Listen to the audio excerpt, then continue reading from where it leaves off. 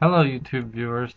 I guess the title of this movie will be Magic Tips, but that's mostly because the title is in progress.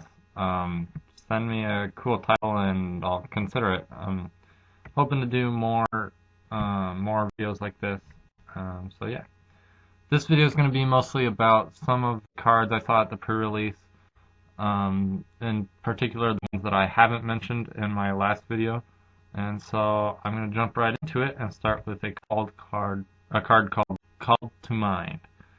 I think this card is pretty nifty. It's going to fill the same slot that Surreal Memoir did in Rise of Eldrazi, except it's a little bit cheaper, and I think it's a little bit better since you can target sorceries. Just some cards right off the bat that came to mind when I looked at Call to Mind would be Traumatize. Double Traumatize would be nice. They have Judgment, Destructive Force, Gelatinous Genesis, and even Doomblade. Call to Mind, I think, is really a pretty good card and is going to see, I think it's going to see some play. Another card I want to talk about is Diminish. You can turn any creature into a 1/1 until the end of the turn.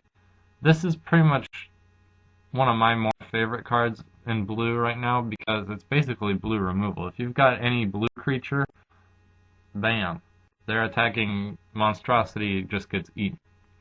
It also works pretty well in blue-red decks because you can pretty much take anybody down with just 1 damage.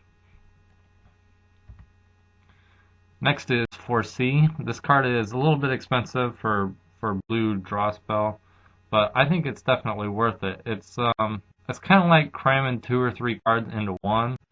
You know, it's kind of got divination, it's kind of got some library manipulation. Although personally I think it's better than both of divination and index. It's pretty good. It's definitely worth the 4 mana, and it definitely helps you get the cards you need. Also, I'm really glad that Bloodthrone Vampire is reprinted in M11, especially since there's also the Reassembling Skeleton. These cards work really good together.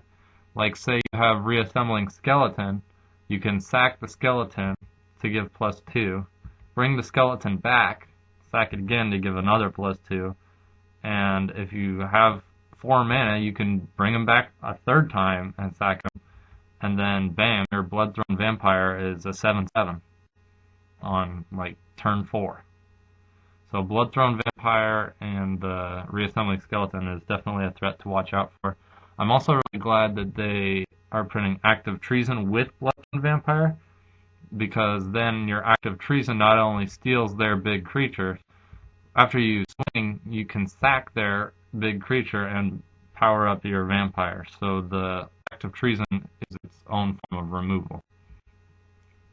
Another card I want to talk about is Chandra's Outrage. First thing that, okay, not the first thing, but like the second thing I noticed after I saw this card was, hey, that art looks really familiar. And take a look. It's our Snapping Drake from M10.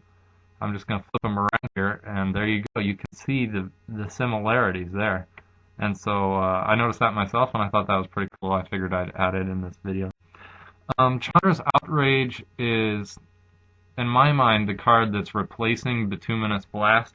I mean, it's not the same, but it's pretty similar.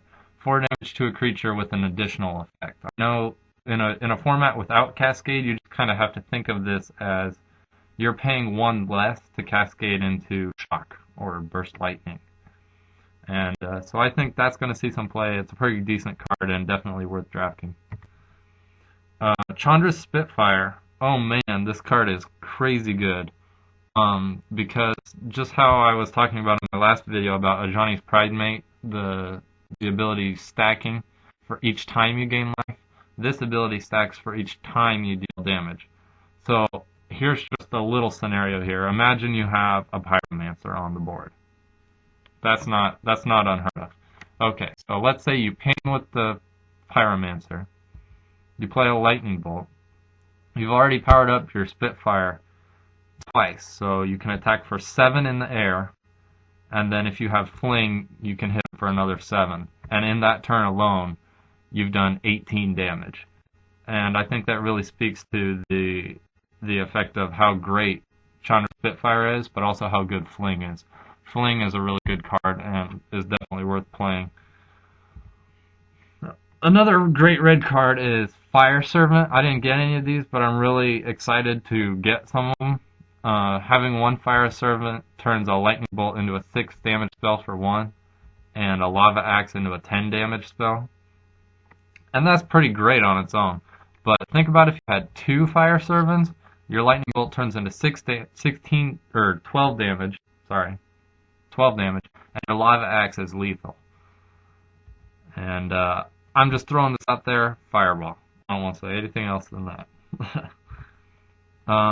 Crystal Ball. I didn't play this one. I considered playing this, but it just didn't fit into my sealed deck for the pre-release. I saw some other people use it, and frankly, I wasn't impressed. It seems like paying 1 mana to use the ability really slows you down, being one land below your opponent. I don't think it's really worth it. I think it's just better to take what you get and stay with your curve.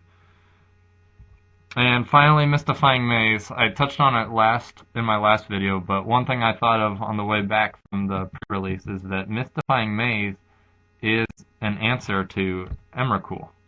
I mean, it's not removal, but it'll save you from 15 points of damage. I mean, you're still gonna have to deal with Annihilator 6, but to be able to prevent 15 damage by paying 4, it's pretty cool. So I thought that was worth mentioning. So that's pretty much it. Thanks for watching. Don't forget to rate, comment, subscribe, and all that jazz. And we'll see you next time.